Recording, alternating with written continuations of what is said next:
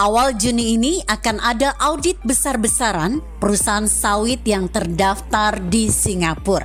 Mereka dianggap cukong di balik masalah kelangkaan minyak goreng. Dengan pemetaan carut-marut bisnis sawit yang sepertinya membuat Jokowi marah dan tidak percaya lagi dengan menteri terkait. Makanya Jokowi serahkan urusan minyak goreng ini ke LBP. Jokowi ingin menghapus stigma negara tidak berdaya alias keok di hadapan pengusaha. Begitulah mukadimah dari artikel yang ditulis Erizeli Bandaro di redaksi Indonesia.com. LBP itu tentara dan besar di Kopassus. Bahkan dia termasuk salah satu perwira yang menciptakan sistem pendidikan para komando yang modern. Opung Luhut tahu bahwa masalah sawit ini tidak sederhana dihadapi. Apalagi masalahnya sudah seperti benang kusut dari hulu sampai hilir berujung pada 10 cukong saja.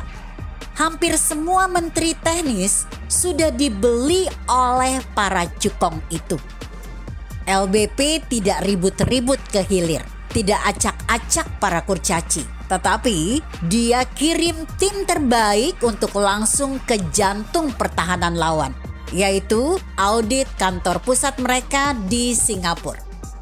Mengapa? LBP tetap akan menggunakan pedang hukum hadapi mereka. Untuk itu, dia harus punya bukti kesalahan mereka. Setidaknya perlu alasan logis mengapa mereka punya kantor pusat di Singapura. Padahal bisnis mereka itu konsensi HGU yang didapat dari negara. Tidak perlu sarjana S3 untuk tahu apa yang disembunyikan.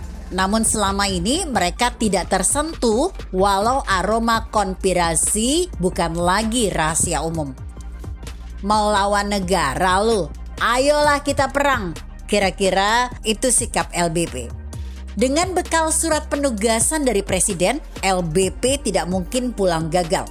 Sudah prinsip Kopassus, lebih baik mati daripada pulang gagal. Artinya, dia tidak main-main. Pengusaha tahu ini serius. Tetapi tetap saja perang tidak akan terjadi kalau pengusaha patuh pada negara. Jokowi selalu memilih jalan damai daripada perang. Jokowi hanya minta pengusaha patuh dan peduli kepada kepentingan nasional. Makanya setelah larangan ekspor CPO dicabut, LBP berani tegaskan bahwa segera subsidi migor akan dihapus dan migor curah tidak ada lagi. Harus semua migor bermerek dan harga harus kembali normal. Itu artinya dia sudah dapat jaminan dari pengusaha untuk menyerah dan bersedia patuh kepada negara.